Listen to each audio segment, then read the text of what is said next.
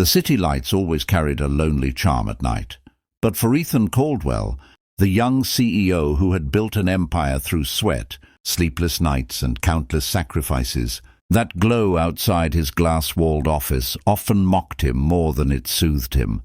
People saw him as the man who had everything: money, power, prestige, and a skyscraper with his name engraved at the top. But behind those polished shoes and immaculately tailored suits lived a father who tucked in his little girl alone every night. A man who carried the heavy silence left behind by a love he once thought would last forever, but didn't. Tonight, though, the silence was broken by the sound of tiny feet pattering across his office carpet. "Daddy, can we go now?" asked a soft, innocent voice. Ethan looked up from the stack of reports on his desk and saw his daughter, Lily, standing there in her pink dress, clutching her small teddy bear. Her eyes, so much like her late mother's, glistened with a warmth that could melt away every boardroom battle he had fought earlier that day. Ethan smiled, closing his laptop. "Of course, Princess. You've been so patient while Daddy finished his work. Let's go get some dinner." That's how the night started, just like any other. They drove to a small family-style restaurant instead of the luxury places Ethan could afford, because Lily loved the smell of fresh bread and the way the waitresses smiled at her when she ordered apple juice, all by herself. To her, those small places felt more like home than marble-tiled lobbies and gold-plated cutlery ever could. Ethan adored that about her. She reminded him daily of what truly mattered. But as they entered the restaurant and settled into their booth, Lily's gaze shifted away from the colorful menu and toward the corner. There, sitting alone at a small table, was a young woman, her clothes slightly worn, her hair tied back in a hurried bun, and beside her sat a little girl, maybe Lily's age, fidgeting with an empty glass. Ethan noticed the way the woman bit her lip, looking at the menu but not opening her mouth to call the waitress. Instead, she gently patted her daughter's hand and whispered something that made the little one nod, though the disappointment was evident in her eyes. Lily, curious and compassionate beyond her years, leaned closer to her father and whispered, "Daddy, she looks hungry. Can I share my food with her?" Ethan's heart froze for a moment. He followed Lily's gaze and immediately understood. The woman wasn't just hesitating, she couldn't afford it. Ethan knew that look.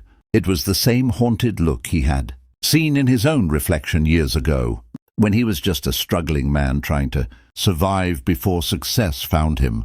He could see the weight of unpaid bills, the shame of wanting to give your child the world but having nothing to offer at that moment. Ethan placed a hand on Lily's shoulder, his voice low.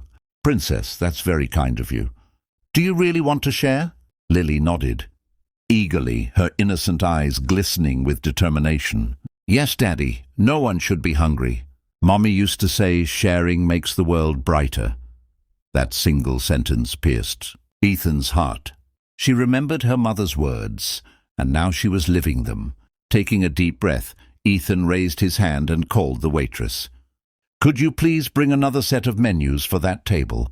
he asked discreetly, pointing toward the woman and her daughter. The waitress nodded politely, though the woman in the corner stiffened in her seat, her cheeks flushing red as she realized what was happening. She shook her head slightly, mouthing a soft no, as if she wanted to reject the kindness. But Ethan didn't give her the chance. "And please," he continued, "bring them whatever they want. On my tab." The woman's eyes widened, and tears immediately pooled in them. She tried to stand, to object, but her daughter tugged her sleeve and whispered something that stopped her cold. Ethan watched quietly as the woman's hands trembled, torn between pride and desperation, between refusal and the undeniable hunger of her little girl. That's when Lily climbed down from her booth and, without hesitation, walked right over to their table. Ethan's instinct was to stop her, but then he saw her determination and decided to let her go. Lily reached the table and smiled brightly at the girl. "Hi, I'm Lily. Do you want some of my fries when they come?" "They're really yummy." The little girl blinked, startled at first, but then smiled shyly. "I'm Emma," she whispered, her voice small but hopeful. Their tiny hands met across the table like it was the most natural thing in the world.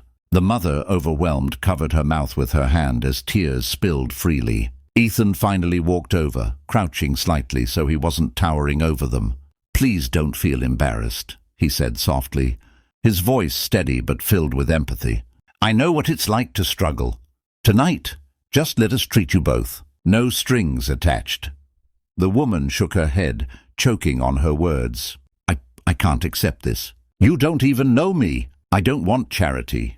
Ethan met her gaze firmly. "This isn't charity. This is humanity. My daughter reminded me tonight of something I sometimes forget in my busy life, that kindness is worth more than any boardroom victory." He smiled gently.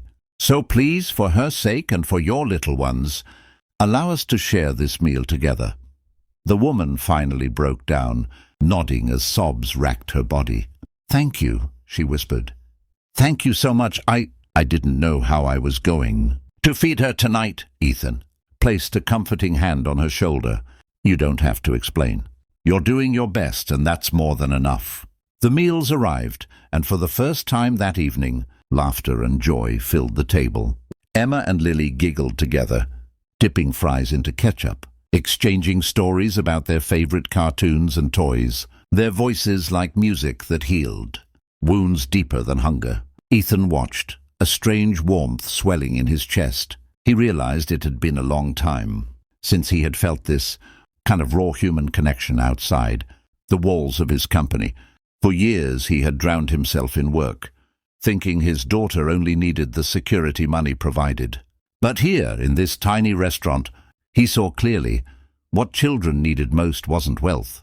It was compassion, love, and the reminder that goodness still existed in the world. The woman eventually introduced herself as Sarah, a single mother who had been laid off from her job 2 months ago. She had been scraping by with odd cleaning gigs but barely managed rent. Food had become a luxury some nights, and she had been skipping meals just to make sure Emma had enough. Ethan listened silently, his mind replaying his own struggles before success. The exhaustion in Sarah's eyes, the fight to hold herself together, it was all too familiar. And yet, despite her struggles, she carried herself with dignity and grace, refusing to let hardship define her. That touched Ethan more than he cared to admit. As the evening ended and they prepared to leave, Lily held Ethan's hand tightly. "Daddy, can we help them again sometime?" she asked softly. Ethan looked down at her, his throat tightening. "Yes, Princess," he whispered, his voice firm with newfound resolve. "Yes, we will." And as they walked out into the night, the cool breeze brushing against their faces, Ethan knew deep down this encounter wasn't just a coincidence. It was the beginning of something bigger, something that would change all their lives forever. So, dear viewers, if this story has touched your heart even a little, remember this: kindness multiplies when we act on it. Just like little Lily, your small gesture could mean the world to someone struggling silently beside you. Don't forget to subscribe to our channel for more heart-touching stories like this. Because together we can keep reminding the world that love, compassion and humanity are never out of style.